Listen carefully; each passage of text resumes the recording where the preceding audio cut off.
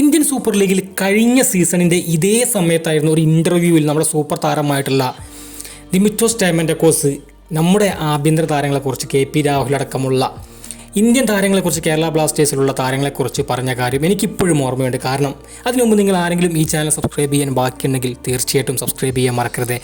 കഴിഞ്ഞ തവണ ഈ ആഭ്യന്തര താരങ്ങളെക്കുറിച്ച് ഇൻ്റർവ്യൂവർ ചോദിച്ചപ്പോൾ അദ്ദേഹം പറഞ്ഞത് അവർ ഒരുപാട് ഇമ്പ്രൂവ് ആവാനുണ്ട്.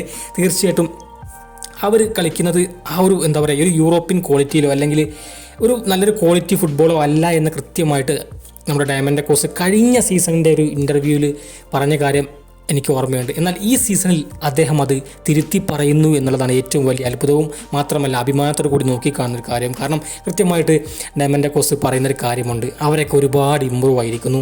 ഇത് ഞെട്ടിക്കുന്നൊരു ഇമ്പ്രൂവ്മെൻറ്റ് തന്നെയാണ് കേരള ബ്ലാസ്റ്റേഴ്സിൻ്റെ ഇന്ത്യൻ താരങ്ങൾ കാഴ്ചവെക്കുന്നത്.